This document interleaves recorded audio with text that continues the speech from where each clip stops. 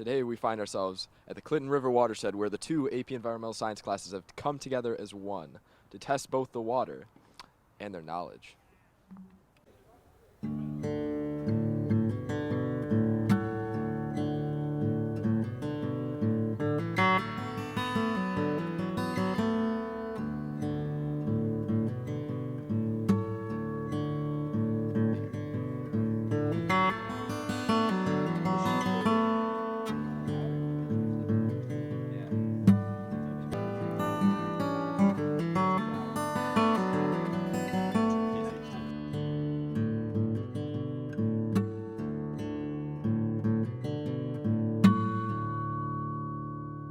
Now we're out here at the Clinton River Watershed. I'm here with the water.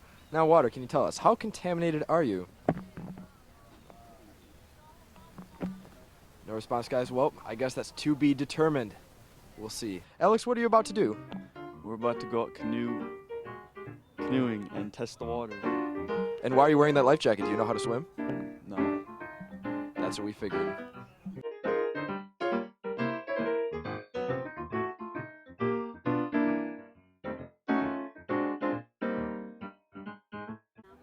Here we are on the water with Sydney. Sydney, what are you doing in there? We are looking for bentho macroinvertebrates right now with the kick net. And can you tell us a little bit about those? They're just little critters found in the water, and depending on what kind of critters they are, it shows the water quality. Whoever's left in group one can look.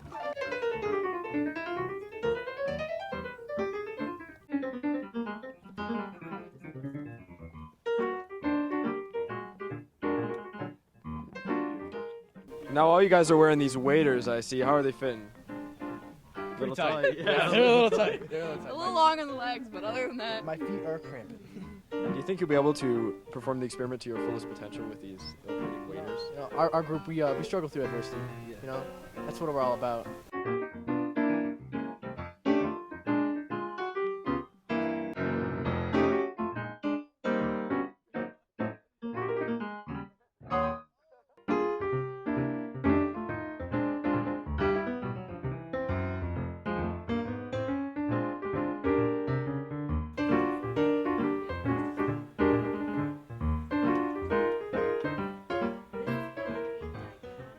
So, we're looking for macroinvertebrates in the samples that we got from the river. So far, I found a mayfly nymph and what was the other one? A water strider.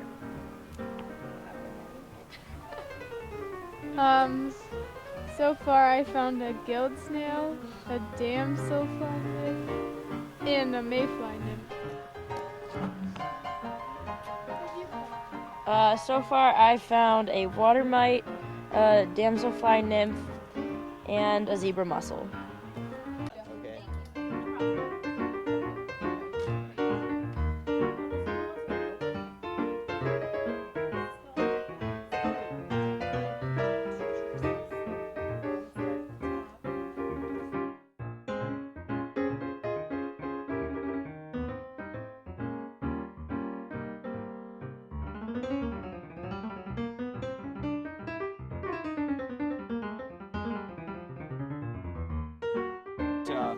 It's going pretty solid. We figured out the water stream velocity, which we had to measure a distance, and then figure out how fast a stick moved through it due to water movement.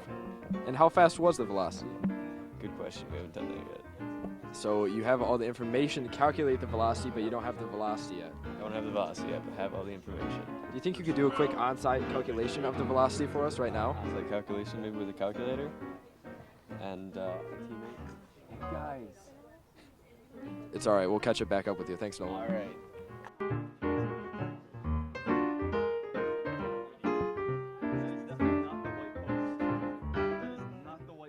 We're out here with Cameron. He just smelled the water. Cameron, can you tell us a little bit about how the water smells? I'd say it smelled very odorless. Odorless. I think that's a good sign. Thanks, Cam.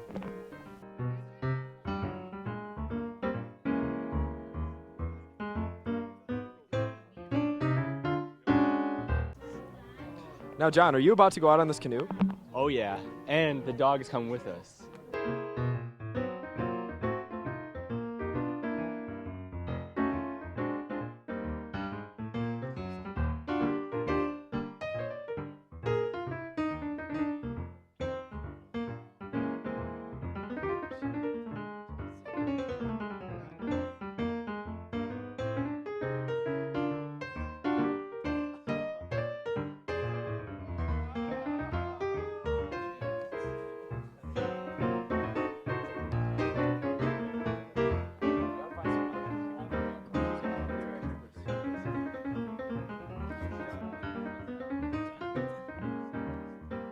We've got Michael here. Now, Michael, what test are you doing? We're doing the nitrate test. And what have you got in your hand there? Is that the nitrate?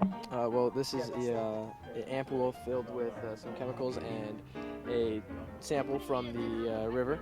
And what we're doing is we're waiting for it to kind of mix together, and then we're going to compare it to these other ampoules, pretty pink color. And then we're gonna see how much nitrate is in this river. And how much nitrate are you anticipating? What level? I'm not really sure right now. You know, I'm just hoping for the best. You know.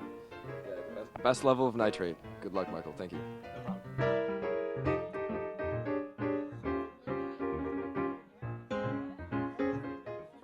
All right, so what test are you doing here? Right now we're doing the white box phosphate. All right, and what does that do for the water testing procedure? Well, we're trying to figure out the overall water quality right now, and to do that, we're just judging if it's an excellent, good, fair, poor result for all the different tests, and then we find the average, and then that's how we get our results. What is your prediction for this water quality? Probably between excellent and good. Now, here are the results for our Clinton River Watershed water testing. Fecal coliform bacteria are the most common microbiological contaminants of natural waters. They live in digestive tracts of warm-blooded animals, including humans. So all of us. We have started the test, but we're gonna have to check again in 5 days. Should be pretty interesting. We'll get back with you on that one. Hi, I'm Jack, and we're at the Clinton River, and as a matter of fact, you can drink it. It's not that dirty. It's only a little bit with some insects, bugs, some creepy crawlies, and it's not that smelly and not that weird coloring. And as a matter of fact, we've seen a couple of swans and dogs here. So take a dip. Clinton River, 2016. Macroinvertebrates are invertebrates that you can see without a microscope, like snails and worms. They're useful for determining water quality because they typically remain in one area and are susceptible to changing water conditions. They're either sensitive, semi-sensitive, or tolerant to pollution. And by examining the type of macroinvertebrates you collect, you can determine whether or not the water is polluted. We found that there were 2 sensitive macroinvertebrates, 5 somewhat sensitive, and 4 tolerant in the river. All right, hey guys, we're here at the Clinton River, and we have the DO levels, is what my group did. The DO levels of this lake, river, are pretty good. We found that the temperature of the Clinton River was 15 degrees Celsius, and that the pH was 8, which is neither too acidic or too basic, so that was very good.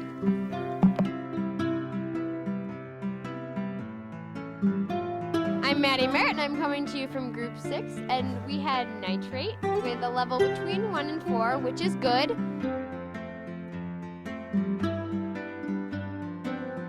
So my group tested turbidity, and we found that the turbidity of the Clinton River was 20 Jackson turbidity units, which is good, which means there's not a lot of solids in the water, so it won't harm the fish.